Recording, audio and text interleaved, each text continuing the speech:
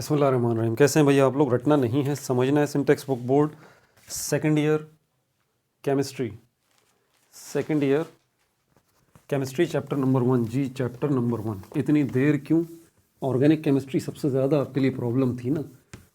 Complete हो गया, कुछ नहीं छोड़ा, कुछ नहीं छोड़ा। चैप्टर नंबर 4, 5, 6, 7, 8, 9, ये 6 चैप्टर्स ऑर्गेनिक केमिस्ट्री की जो जान है ना, सब पे वीडियोस बना दी। वीडियोस बड़ी हैं, इसमें कोई शक नहीं है, लेकिन क्योंकि आप रट्टे वाले तो हैं नहीं, आप समझने वाले हैं, तभी तो इस चैनल पे मौजूद हैं। तो इसीलिए चैप्टर नंबर 4, 5, 6, 7, 8, 9 सब कुछ जो आपकी बुक में टॉपिक दिया हुआ है, सब टॉपिक दिया हुआ है, सेल्फ असेसमेंट दिए हुए हैं, आखिर में एक्सरसाइज दी हुई है, MCQs दिए हुए हैं, जिनमें मिस्टेक्स भी हैं बुक के अंदर, वो मैंने ठीक की हैं। शॉर्ट क्वेश्चन आंसर्स जो हैं, लॉन्ग क्वेश्चन आंसर्स भी हैं। आप कह नहीं सकते कि सर इस चैप्टर की ये वीडियोस बनी हैं और इसमें से आपने कुछ छोड़ दिया हो, नहीं, कंप्लीट। समझने वालों के लिए तो मुकम्मल चाहिए ना, ठीक है। तो ये मामला निमट गया। फिर मैंने जैसे कहा था कि अब पार्ट 1 चैप्टर नंबर 1 को देखेंगे, inorganic chemistry, chapter number 2, chapter number 3, और ये करने के बाद फिर हम चैप्टर नंबर 10, 11, आखिर के जो चैप्टर थ्योरेटिकल हैं वो ज़्यादा मुश्किल नहीं है, ठीक है, फिर उनको हम देखेंगे। मतलब अगर आप थोड़ा सा गौर करें तो मैंने पूरी बुक को डिवाइड किया है, most difficult, difficult, less difficult. जो most difficult chapter number 4, 5, 6, 7, 8, 9, difficult chapter number 1, 2, 3 inorganic chemistry, और लेस डिफ़िकल्ट वो बिल्कुल आखिर के चैप्टर्स, ठीक है भाई। इसी तरह फर्स्ट ईयर केमिस्ट्री जो है वो भी इंशाल्लाह ईद से पहले इसको हम निपटा देंगे। Second year chemistry complete book, कुछ भी नहीं छोड़ेंगे इंशाल्लाह इसके अंदर से, ठीक है। अब यहाँ चैप्टर नंबर 1 जो है आपका, इसका पार्ट 1 है ये, और चैप्टर नंबर 1 जो है chemistry of representative elements, part 1 है केमिस्ट्री ऑफ रिप्रेजेंटेटिव एलिमेंट्स, इस चैप्टर का नाम है केमिस्ट्री ऑफ रिप्रेजेंटेटिव एलिमेंट्स, ठीक है भाई, ये इस चैप्टर का नाम है। अब इस चैप्टर के अंदर देखें, और क्यों आप तो रट्टे वाले बच्चे नहीं हैं, आप माशाल्लाह समझने वाले हैं, तो आपके लिए तो सारी चीज़ें इंपॉर्टेंट हैं। मैं आपसे एक सवाल पूछता हूँ यार, इन्होंने शुरू में ये इंट्रोडक्शन के अंदर इतनी सारी चीज़ें पीरियोडिक टेबल के हवाले से बता दी, मेरे ख्याल में इन्होंने वक्त का ज़िया किया है, वक्त बर्बाद किया हमारा। ये क्या ज़रूरत थी, ये पीरियोडिक टेबल में इतने ब्लॉक हैं, तो ये है तो वो है, क्या ज़रूरत थी इसको रखने की? अच्छा, अगला फिर पीरियोडिक टेबल के हवाले से ये जनरल ट्रेंड्स ऑफ रिप्रेजेंटेशन, ये वाला, फिर ये जनरल ट्रेंड्स जो है ये दिए हुए हैं कोई 6 के करीब, जिसमें एटॉमिक रेडियाई है, ठीक है, और जो है आयनाइजेशन एनर्जी है, उसके बाद जो है वो इलेक्ट्रोनेगेटिविटी है, उसके बाद इलेक्ट्रिकल कंडक्टिविटी है, ऑक्सीडेशन स्टेट है, और मेल्टिंग एंड बॉइलिंग पॉइंट है, और आखिर में इन्होंने यूनिक बिहेवियर बेरिलियम का दिया हुआ है, ये दिया हुआ है। उसके बाद फिर रिएक्शंस ऑफ रिप्रेजेंटेटिव एलिमेंट्स, हाँ सर ये हमारे काम का है यार। ये अगर रिएक्शंस आपके काम के हैं, सवाल ये पैदा होता है, वो जिन्होंने ये बुक बनाई है, चैप्टर बनाया है, वो पागल हैं। उन्होंने जो शुरू में पीरियोडिक टेबल के बारे में बात की, उसके बाद फिर उन्होंने ट्रेंड्स के बारे में बात की, ज़रा सोचिए, वो पागल नहीं है, इसके पीछे लॉजिक है। अगर आपको पीरियोडिक टेबल पे ग्रिप है ना, मुकम्मल ग्रिप जिसको कहते हैं, आप केमिस्ट्री को चुटकियों में उड़ा देंगे। पीरियोडिक टेबल मजाक थोड़ी ना है, सिर्फ टेबल थोड़ी है कि वो बना हुआ है भाई उसमें एलिमेंट रखे हुए हैं, नहीं, ऐसी कोई बात नहीं है। पीरियोडिक टेबल से सीखें, उससे फ़ायदा उठाना सीखें, यही बताया गया है उसके अंदर। बहरहाल उसको देखेंगे। फिर ये आपके रिएक्शंस आ जाते हैं सारे के सारे। Flame test for S block elements आ जाता है, आप बोलेंगे हाँ ये काम का है भाई, chemistry of important compounds of S block elements. अब एस ब्लॉक एलिमेंट्स आ गए। अब एस ब्लॉक क्या है? अब सवाल फिर वो आया भाई, एस ब्लॉक वही पीरियोडिक टेबल, पीरियोडिक टेबल का एक हिस्सा है एस ब्लॉक एलिमेंट। अब वजह देखिए, कोई है ना शुरू में उसने अगर आपको पीरियोडिक टेबल से लेके चल रहा है, वो आगे ट्रेंड से लेके चल रहा है, उसके पीछे वजह है, क्योंकि जब तक आपकी उस पर ग्रिप नहीं होगी, आगे जो है आपको आने वाले टॉपिक्स पूरे तरीके से समझ में नहीं आएंगे, आप एक अजीब उलझन का शिकार रहेंगे, ठीक है। तो इसलिए उसके बाद फिर हमारे पास एस ब्लॉक एलिमेंट्स में सोडियम है, उसके कंपाउंड्स को जो है डिस्कस किया गया है। क्लोरीन जो है, कैल्शियम जो है, उसके कंपाउंड्स को डिस्कस किया गया। फिर पी ब्लॉक एलिमेंट्स आ जाते हैं। देखिए तरतीब देखें उनकी, बिल्कुल वेल एडजस्टमेंट है चैप्टर की पूरे के पूरे। फिर उसके बाद reactions of P block elements आते हैं। एस ब्लॉक हो गए, एस ब्लॉक के अंदर पहला जो ब्लॉक है एस, उसके अंदर ग्रुप 1 आ जाता है, ग्रुप 2 आ जाता है, ठीक है। और उसके बाद पी ब्लॉक जो है उसके अंदर 3 से लेके 8 तक के ये पी ब्लॉक कहलाते हैं। 3A, 4A, 5A, 6A, 7A, 8A, ये 6 के 6 पी ब्लॉक में आते हैं।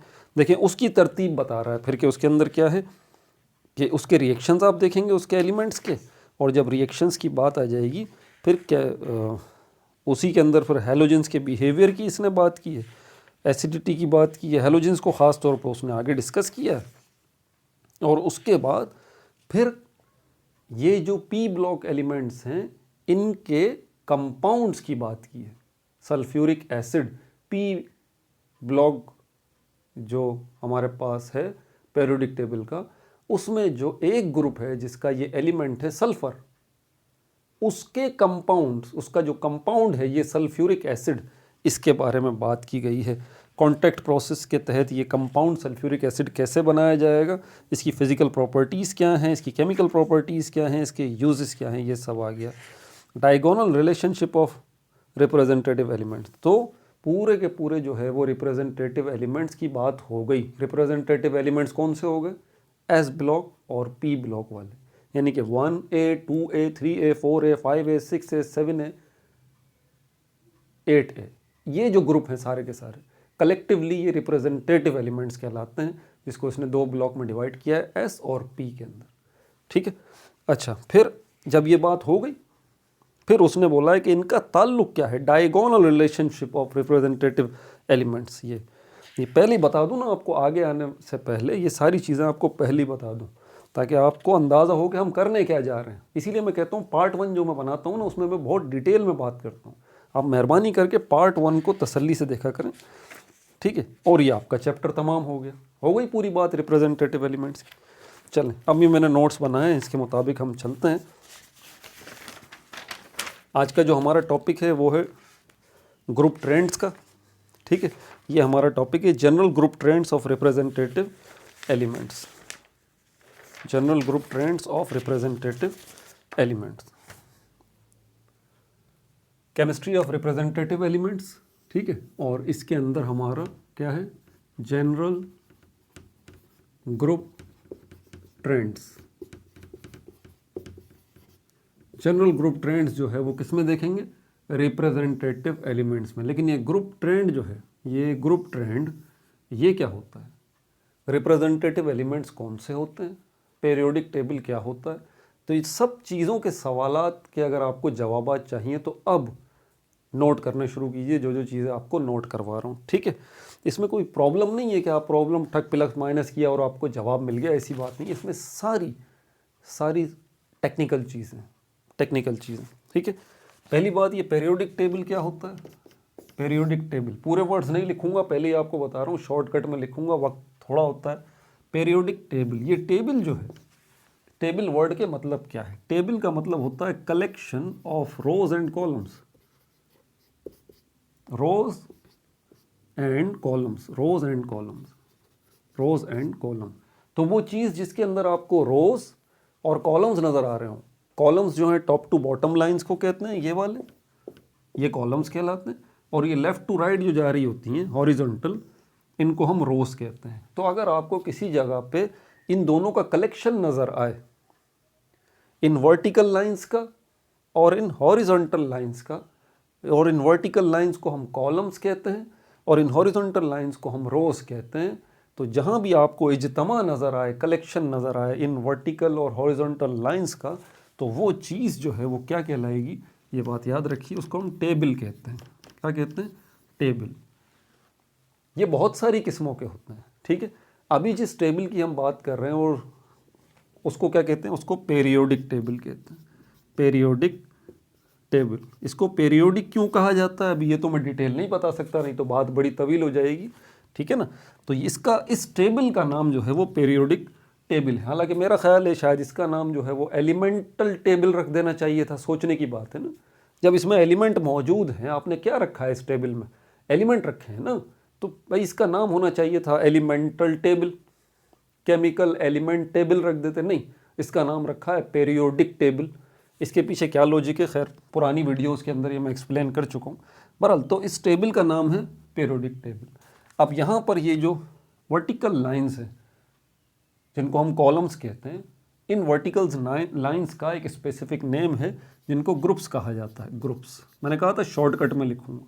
और ऐसी वर्टिकल लाइंस जो हैं जिनको ग्रुप्स कहा जाता है, ये 18 हैं, ठीक है। और ये जो हॉरिजॉन्टल लाइंस हैं ये कितनी है, 7 हैं। और इनको क्या कहा जाता है, इनको पीरियड्स कहा जाता है, पीरियड्स, ठीक है।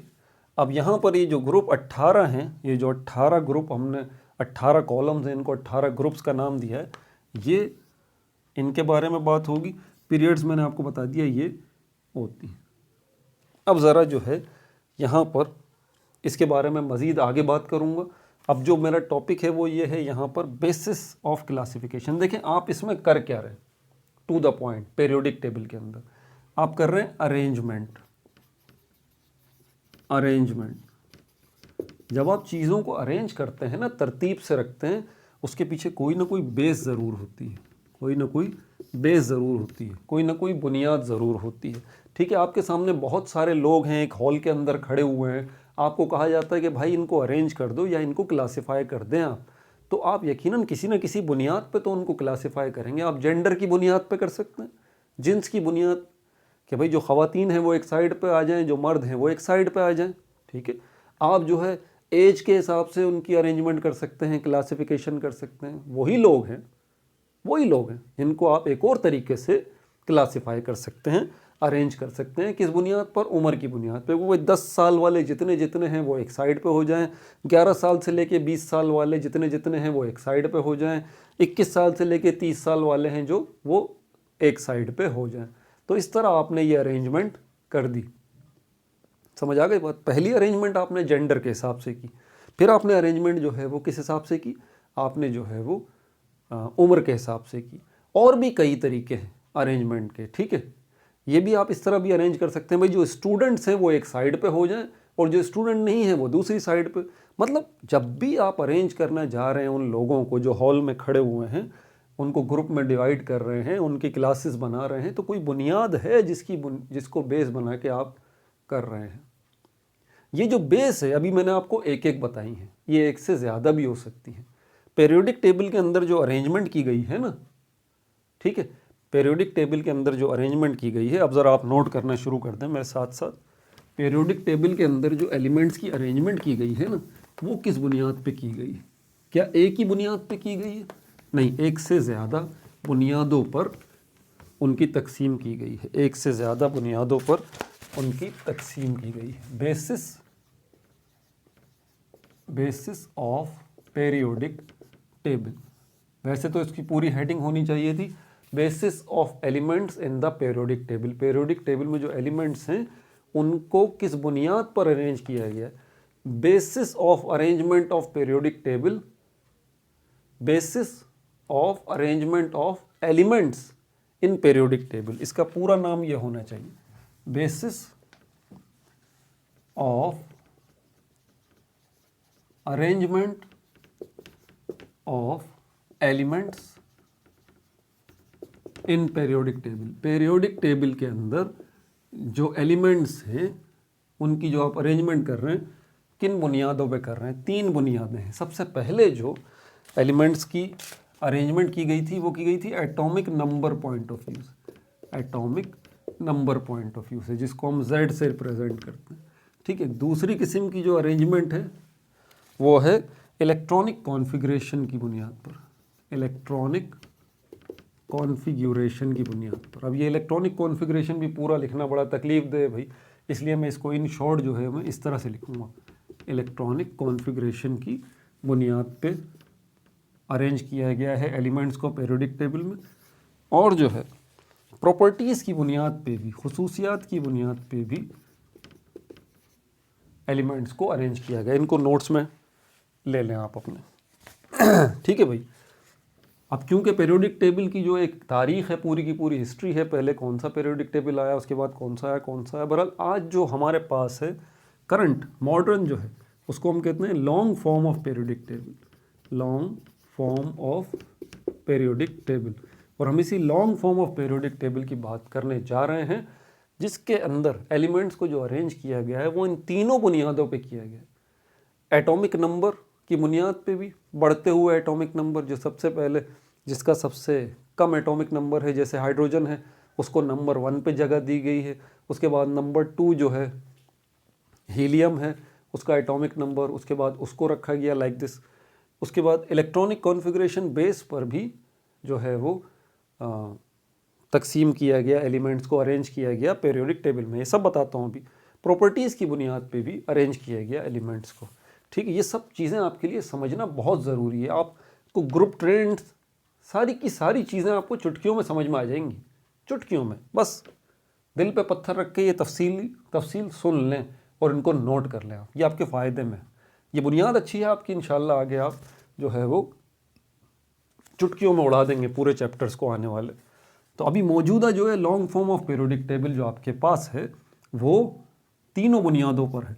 एटॉमिक नंबर बुनियाद पे भी है, इलेक्ट्रॉनिक कॉन्फ़िगरेशन की बुनियाद पे भी है और प्रॉपर्टीज़ की भी बुनियाद पे है। देखें, तीनों किस्म की अरेंजमेंट है। अब ज़रा अपने जहन में वो बात लेके आइए जो मैंने कहा था, भाई आपने लोगों को क्लासीफाई करना है, अरेंज करना है, उनको ग्रुप्स में डिवाइड करना है।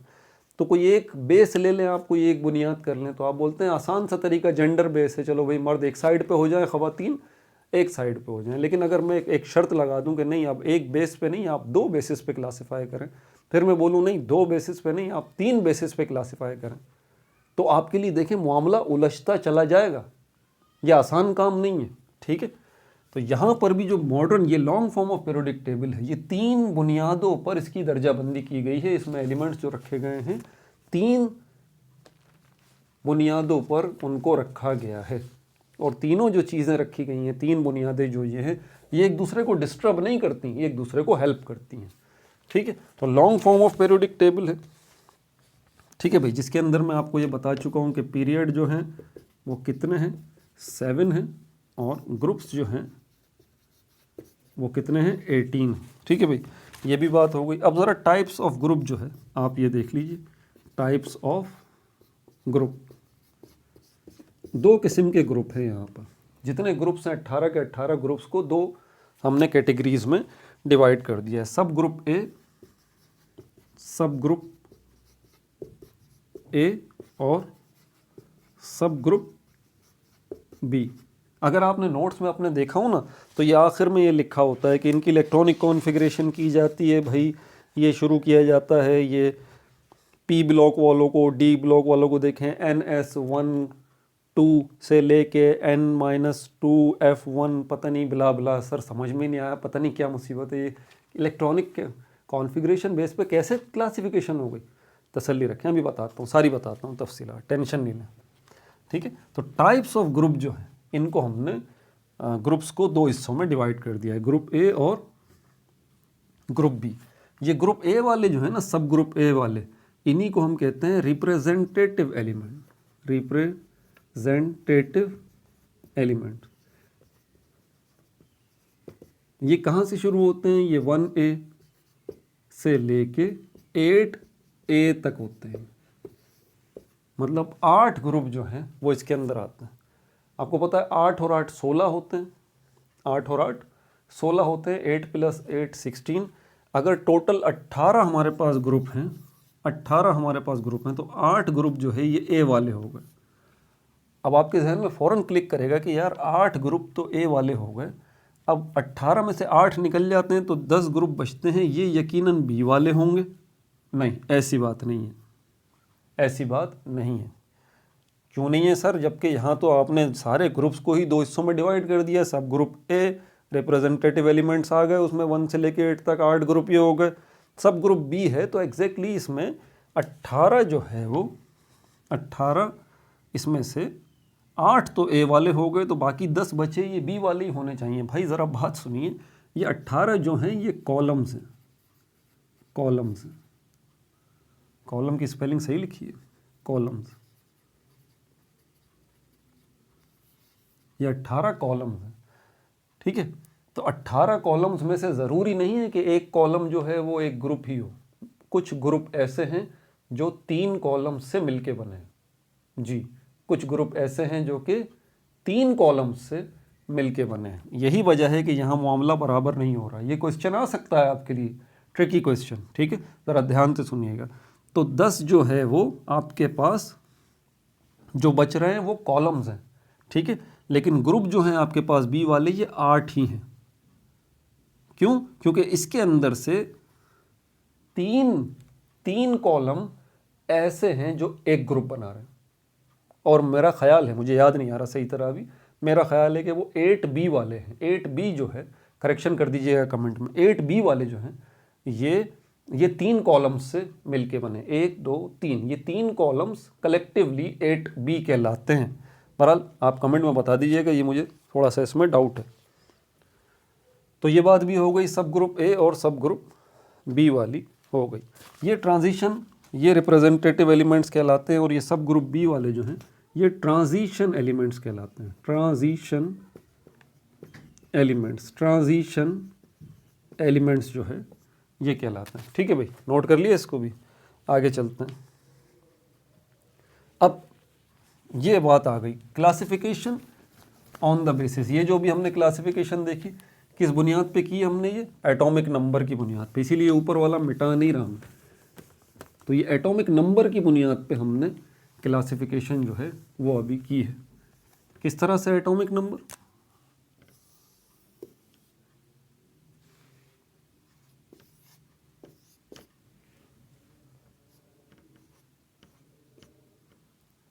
अभी बताता हूँ, अभी सारी चीज़ें क्लियर हो जाएंगी आपको।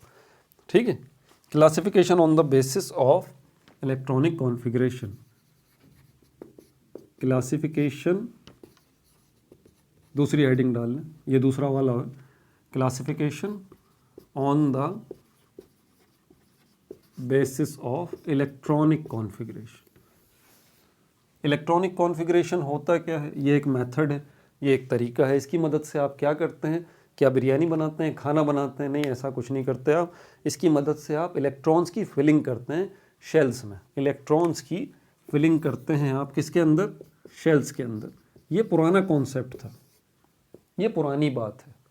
ऑक्टेट रूल जो है ना आपका, ऑक्टेट रूल, ड्यूप्लेट रूल, ये रूल क्या है? ये भी इलेक्ट्रॉनिक कॉन्फ़िगरेशन का एक मेथड है, लेकिन क्लासिकल है, पुराना है। जदीद जो है वो कुछ और बताता है। तो इलेक्ट्रॉनिक कॉन्फ़िगरेशन के जो तरीके हैं वो पुराने भी हैं और नए भी हैं। हम जो सीखने जा रहे हैं वो नए सीख रहे हैं, लेकिन पुराने को भी तो जहन में रखना है। पुराना क्या कहता था इलेक्ट्रॉनिक कॉन्फ़िगरेशन, ये जो तरीका बताता था, बोलता था कि भाई इलेक्ट्रॉन्स को शेल्स में रख दें। उनके पास जितनी मालूमात थी 100 साल पहले उन्होंने इस हिसाब से बोला शेल्स में रख दें। ठीक है, तो इलेक्ट्रॉन्स इसी के हिसाब से, ये ऑक्टेट रूल कहलाता है। Octet rule, octet rule. ये ऑक्टेट रूल आसान सी बात ये कहता है कि आप पहले शेल को छोड़ के बाकी शेल्स में 8-8 के हिसाब से आप इलेक्ट्रॉन रखते चले जाइए। पहले शेल में कम से कम 2 इलेक्ट्रॉन आ सकते हैं, और उसके बाद वाले शेल्स में 8-8-8 के हिसाब से आ सकते हैं। ये सिंपल सा ऑक्टेट रूल है, और इसके मुताबिक इलेक्ट्रॉनिक कॉन्फ़िगरेशन आप कर सकते हैं। इलेक्ट्रॉन्स को फिल कर सकते हैं शेल्स में। शेल्स क्या हैं? शेल्स वो जगहें हैं जहाँ पर इलेक्ट्रॉन्स मौजूद होते हैं। न्यूक्लियस के इर्द गिर्द का स्पेस है, न्यूक्लियस, एक एटम के अंदर न्यूक्लियस के इर्द गिर्द का स्पेस है, जिनको हम शेल्स कहते हैं। वहाँ पर इलेक्ट्रॉन्स मौजूद होते हैं। 100 साल पहले उनकी मालूमात बस इतनी ही थी कि न्यूक्लियस के इर्द गिर्द जो है वो शेल्स हैं। उनको ये, इसीलिए उन्होंने जो इलेक्ट्रॉनिक कॉन्फ़िगरेशन की थी ऑक्टेट रूल के मुताबिक, वो ये कर दी थी। लेकिन मसले खड़े होने शुरू हुए, एक के बाद एक मसला, दूसरा, तीसरा, चौथा। ये मसले जब खड़े हो, क्योंकि ये ऑक्टेट रूल ज़्यादा फ़ायदा नहीं दे पा रहा था। कुछ जगहों पे तो ये बिल्कुल सही काम कर रहा था, लेकिन कुछ जगहों पे फिर क्वेश्चन मार्क आ जाता था। तो उन्होंने बोला यार कुछ गड़बड़ है, कुछ गड़बड़ है। फिर आगे जब थ्योरीज आई तो उन्होंने बोला कि भाई ये न्यूक्लियस के इर्द गिर्द का जो स्पेस है, जिनको हम शेल्स बोलते हैं, ठीक है, जहाँ पर आप इलेक्ट्रॉन्स रखते हैं, इन शेल्स के अंदर भी स्पेस है। जी, स्पेस के अंदर स्पेस, और इस स्पेस को हम कहते हैं सब शेल्स। सब शेल्स क्या कहते हैं? सब शेल्स। तो ये स्पेस जो है शेल्स, इसके अंदर सब शेल्स हैं। ये बात आगे पता चली, यानी कि एक बड़ा स्पेस है उसके अंदर और छोटा स्पेस है। यहाँ तक बात सही है, ठीक है, ओके फाइन। फिर थोड़ा टाइम आगे आया तो फिर पता चला कि नहीं भाई, ये जो बड़ा स्पेस है इसके अंदर मज़ीद छोटे स्पेस हैं जिनको सब शेल्स कहते हैं, और इन सब शेल्स के अंदर मज़ीद छोटे स्पेस हैं जिनको ऑर्बिटल्स कहते हैं, जिनको ऑर्बिटल्स कहते हैं। तो आपकी बात बिल्कुल सही है कि इलेक्ट्रॉन जो है वो शेल्स में है, लेकिन शेल्स के अंदर कहाँ? सब शेल्स, सब शेल्स, क्योंकि हर शेल जो है वो मज़ीद उसके अंदर स्पेस मौजूद होता है। ये जो हमारे पास शेल्स हैं इनका नाम है KLMNO, ये शेल्स के नेम। अब ये जो K शेल है इसके अंदर सिर्फ एक ही सब शेल है जिसको हम क्या कहते हैं? S कहते हैं। और ये जो L वाला है शेल, इसके अंदर जो सब शेल्स हैं वो S भी है और P भी है।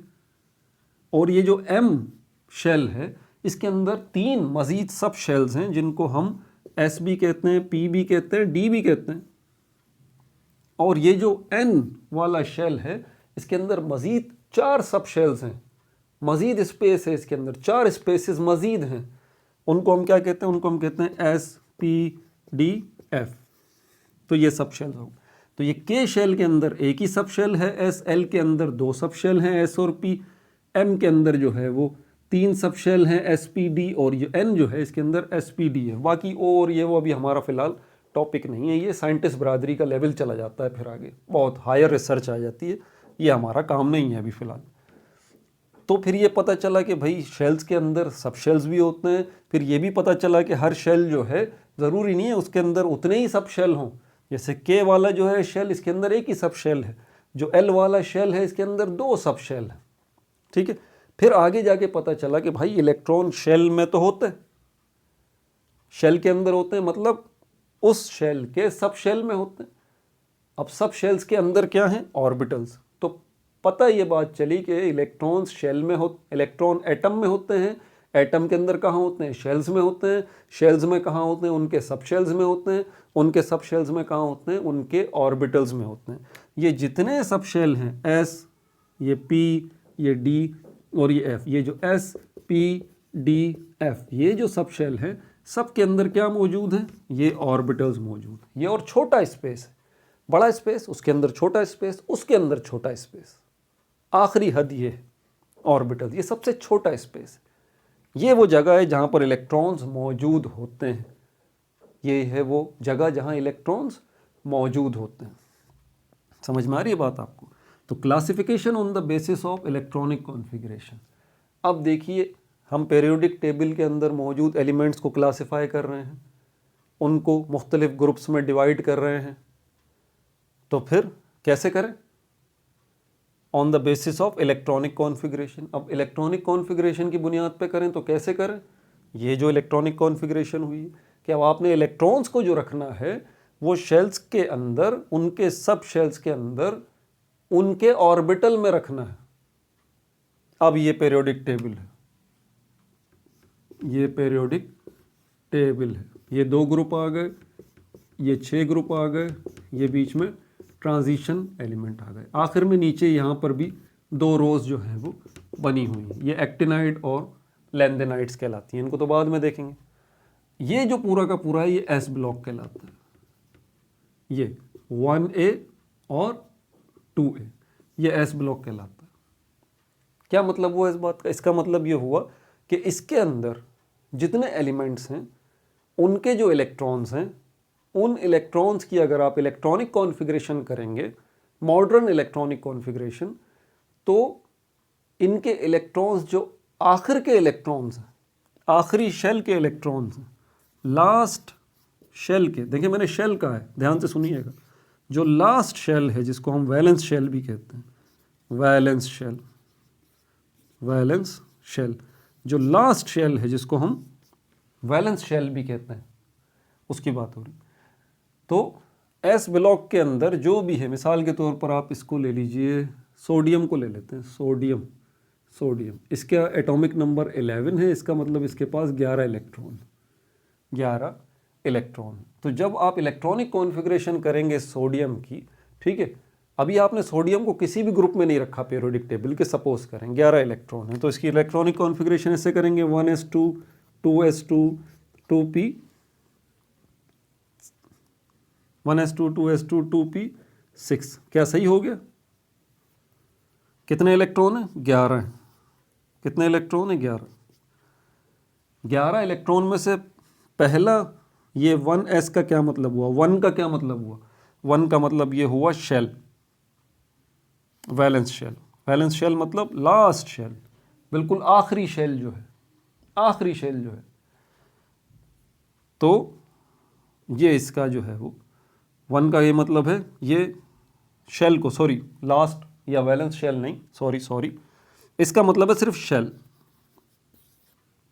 और ये 2 का मतलब भी क्या है? शेल है। अब ये 1 का क्या मतलब है?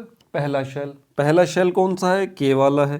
के वाले के अंदर आप देखें, अभी मैंने बताया के वाले के अंदर कितने सब शेल हैं? सिर्फ एक ही है, एस, एक ही है एस। अब यहां देखें, इसको देखें आप, 2s2 2p6, थोड़ी मेरी तबीयत सही नहीं है, माजरत इसके लिए। 2s2 2p6, ये बात हो गई। अब इसमें यहाँ भी इसके साथ 2 लगा हुआ है, यहाँ भी इसके साथ 2 लगा हुआ है। इसका 2 का मतलब क्या है? इसका मतलब यही है शेल। अब ये 2 का मतलब ये कौन सा है? दूसरा शेल। दूसरा शेल कौन सा है हमारे पास? के हो चुका, एल है। दूसरा शेल का मतलब क्या है? ये एल है, ठीक है। और एल के अंदर अभी मैंने बताया आपको 2 सब शेल होते हैं, एस भी होता है और पी भी होता है।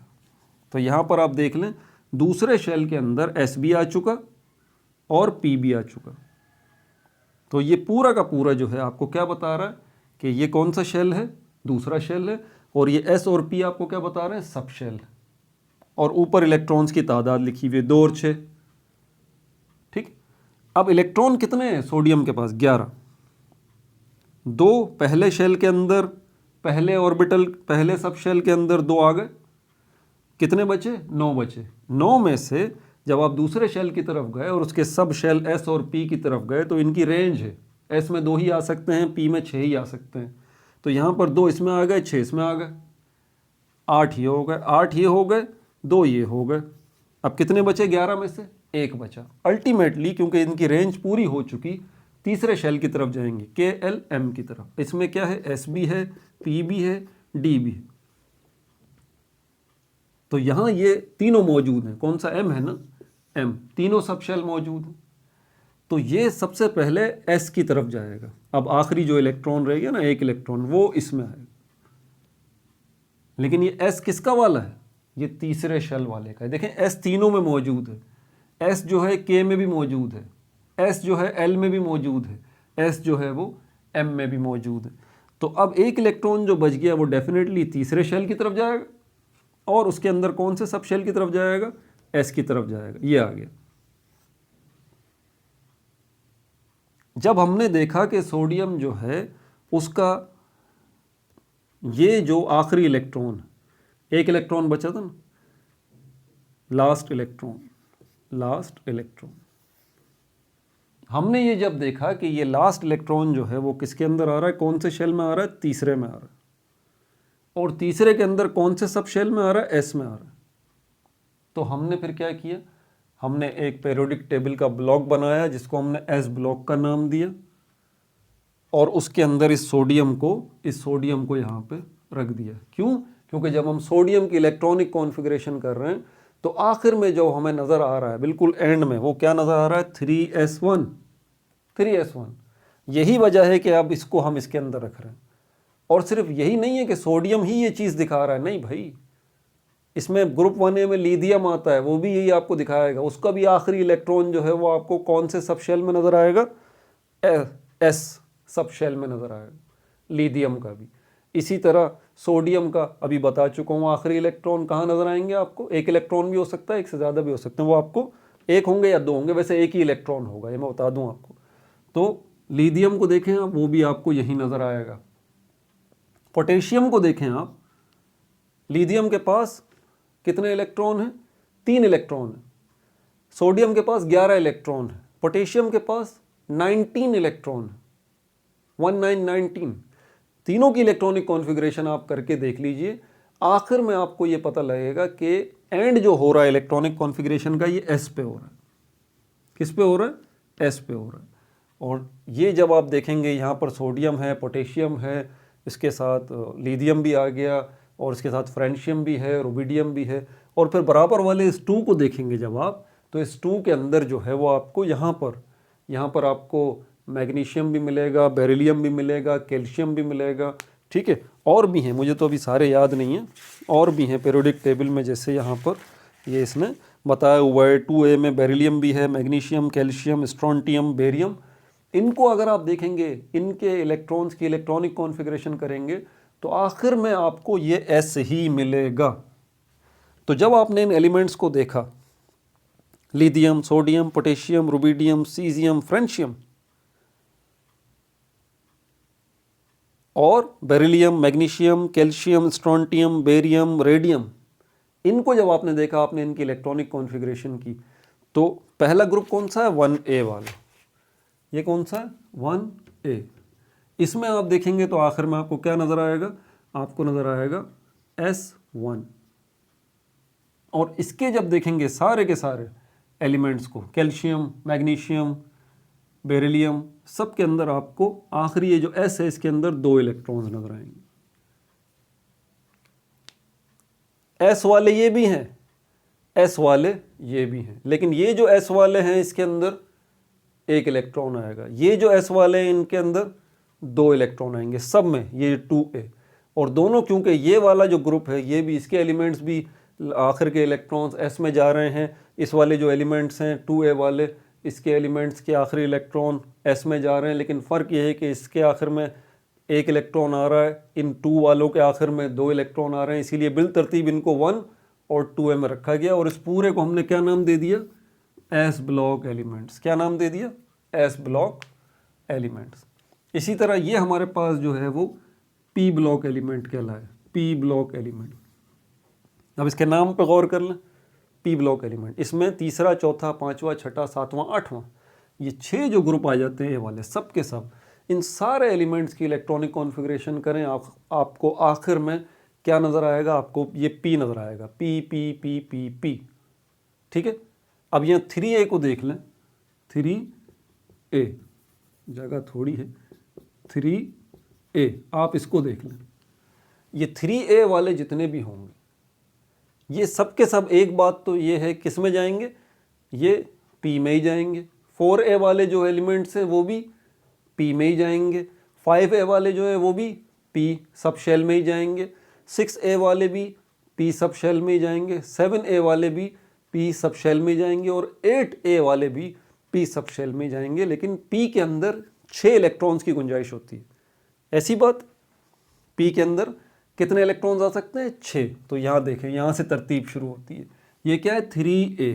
इसमें जो P होगा उसमें 3 इलेक्ट्रॉन होंगे, इसमें जो P होगा 4A वाले में, इसमें 4 इलेक्ट्रॉन होंगे।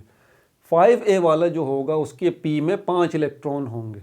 6A वाला जो होगा उसके अंदर 6 इलेक्ट्रॉन होंगे। तरतीब समझ आ रही है? लेकिन बात पूरी नहीं हो रही यहाँ पर, ये भी यहाँ थोड़ी सी गड़बड़ हो जाएगी, ठीक है। इसलिए थोड़ा सा यहाँ वेट करें, यहाँ गड़बड़ हो जाएगी क्योंकि फिर बात और बहुत ज़्यादा तवील हो जाएगी। आपको भी मैं बस, आप ये अभी जो आप याद रखें ना, वो सिर्फ इतना ही याद रखें, फिर कभी इस पर तफसील से बात करेंगे। अभी ये बात याद रखेंगे भाई, ये जो जितने भी हैं 3A से लेके 8A तक, ये सब के सब, इनके आखिर के जो आपको इलेक्ट्रॉन्स नज़र आएंगे ना, वो आपको P में ही नज़र आएंगे, P में ही नज़र आएंगे, ये बात ठीक है। इसी तरह अब हमने जो है वो इसको मिटाऊं,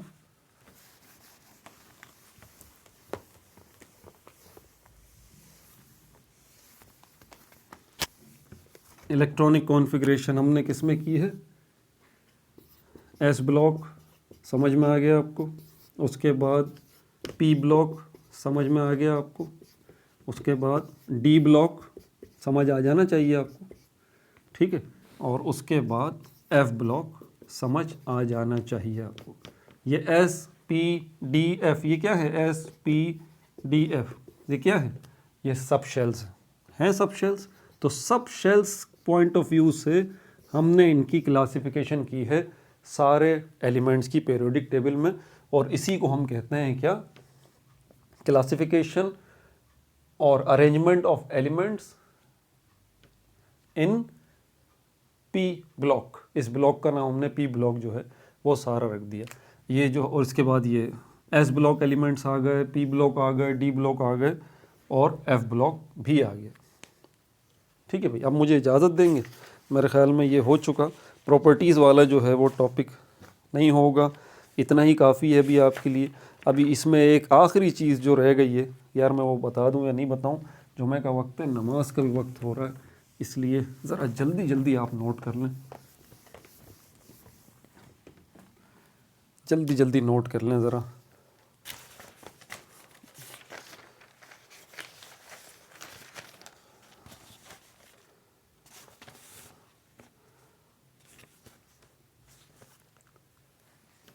एस ब्लॉक जल्दी जल्दी नोट कर लें। एस ब्लॉक ग्रुप कौन कौन से आते हैं इसके अंदर? 1A 2A। ठीक है भाई। वैलेंस शेल इलेक्ट्रॉनिक कॉन्फ़िगरेशन कौन सी है इसके अंदर? Valence shell electronic configuration, valence shell electronic configuration कौन सी है इसके अंदर? NS1 for 1A elements, NS2, अल्लाह अकबर अल्लाह अकबर, अज़ान हो रही है, मैं जवाब दे दूं।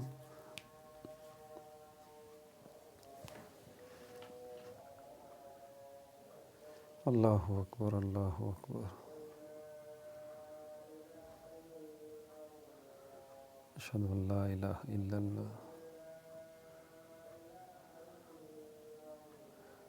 अशहदु अल्ला इलाहा इल्लल्लाह, अशहदु अन्ना मुहम्मद रसूलुल्लाह सल्लल्लाहु अलैहि वसल्लम, अशहदु अन्ना मुहम्मद रसूलुल्लाह सल्लल्लाहु अलैहि वसल्लम। ला हौला वला कुव्वता इल्ला बिल्लाहिल अलिय्यिल अज़ीम, ला हौला वला कुव्वता इल्ला बिल्लाहिल अलिय्यिल अज़ीम, ला हौला वला कुव्वता इल्ला बिल्लाहिल अलिय्यिल अज़ीम, ला हौला वला कुव्वता इल्ला बिल्लाहिल अलिय्यिल अज़ीम। अल्लाहु अकबर अल्लाहु अकबर, ला इलाहा इल्लल्लाह सल्लल्लाहु अलैहि वसल्लम, सल्लल्लाहु अलैका या सय्यदी या रसूलल्लाह। ठीक है भाई, तो valence shell electronic configuration NS1 NS2 for 1A for 2A। ठीक है, और क्या है यहाँ पर? पी ब्लॉक एलिमेंट्स को देखें। पी ब्लॉक जो एलिमेंट्स हैं, इसके अंदर हमारे पास ग्रुप्स कौन कौन से आ जाते हैं? ग्रुप इसके अंदर हमारे पास आ जाते हैं 3A to 8A, ये ग्रुप आ जाते हैं हमारे पास। अच्छा, valence shell electronic configuration, valence shell electronic configuration जो है इसके अंदर वो कौन सी आती है?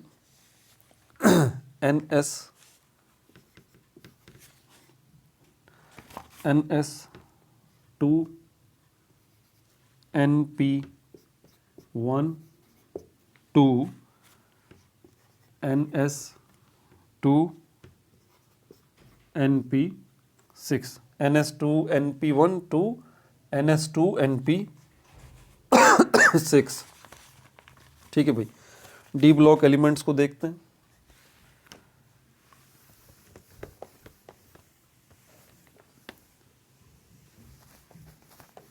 D block elements, D block, इनके अंदर हमारे पास ग्रुप्स कौन कौन से आते हैं? डी ब्लॉक, इसमें सब ग्रुप्स आते हैं, सब ग्रुप जो बी है वो इसके अंदर आते हैं। ये सारे transition elements, transition element. Valence shell electronic configuration इनकी थोड़ी सी इंटरेस्टिंग है, थोड़ी सी हटकर है। NS2 और ब्रैकेट में N-1 और उसके बाद D1 से लेके 2, NS2 और N-1 D 10 तक है। वैसे इलेक्ट्रॉनिक कॉन्फ़िगरेशन के ऊपर मैंने 3 वीडियोस जो हैं फर्स्ट ईयर की वीडियोस में अपनी बनाई हुई हैं, आप वो देखना चाहते हैं 3 वीडियोस हैं, बड़ी बड़ी हैं, लेकिन खुल के मैंने तफसील से इलेक्ट्रॉनिक कॉन्फ़िगरेशन उसमें सिखाई है। 11th केमिस्ट्री की प्लेलिस्ट आप खोलेंगे तो मेरे ख्याल चैप्टर नंबर 2 एटॉमिक स्ट्रक्चर या फिर valence shell covalent bonding, theories of covalent bonding, ये वाला चैप्टर है। दूसरा या तीसरा है, इनमें से कहीं है, मेरे ख्याल दूसरे में ही है। अच्छा, अब देख लेते हैं एफ ब्लॉक। एफ ब्लॉक जो है इसके अंदर हमारे पास ये 2 हॉरिजॉन्टल सीरीज़ हैं, 2 हॉरिजॉन्टल सीरीज़ हैं। कौन कौन सी हैं आपको पता है, इसका अलग से ही जो नज़र आती हैं, लैंथेनाइड्स और एक्टिनाइड्स, लैंथेनाइड्स और एक्टिनाइड्स। ठीक है भाई। वैलेंस शेल इलेक्ट्रॉनिक कॉन्फ़िगरेशन इसकी, वैलेंस शेल इलेक्ट्रॉनिक कॉन्फ़िगरेशन इसकी नोट कर लें, NS1 2 से लेके N-2 और F1 2 N1 2 से लेके N-2 और F14 तक। ठीक है भाई, अपना बहुत ज़्यादा ख्याल रखिएगा। अब मेरे पर मैं थक गया, तबीयत भी ठीक नहीं है, ठीक है, जुमे की नमाज का भी वक्त हो रहा है, तो फिर कभी आपको ये बता देंगे कि भाई ये NS1,2 क्यों, क्या चक्कर है ये इसके लिए मैं माजरत चाहता हूँ, अभी मैं इसको एक्सप्लेन नहीं कर सकता। ठीक है, वैसे ही बच्चे मुझे बुरा भला कह रहे होंगे, सर आपने थंबनेल के ऊपर तो ग्रुप ट्रेंड भी लिखा हुआ है और पता नहीं क्या क्या लिखा हुआ, और पार्ट 1 है रिप्रेजेंटेटिव एलिमेंट्स का और ये और वो, आपने ग्रुप ट्रेंड तो हमें कुछ बताया ही नहीं, आप तो पता नहीं अजीब व गरीब दास्तान ही लेके बैठ गए बस। नहीं, अगर अभी तक आप मेरी वीडियो देख रहे हैं ना, अभी तक अगर देख रहे हैं तो आपको मुबारक हो, आप रट्टे वाले बच्चे नहीं हैं, आप समझने वाले बच्चे हैं। ठीक है, तो आप समझ रहे हैं कि नहीं हमारा वक्त बर्बाद नहीं हो, बल्कि तो हमने यही तो सब कुछ आगे चलेगा इसी के ऊपर। ठीक है भाई, अपना बहुत ज़्यादा ख्याल रखिएगा। No like no subscribe, only share.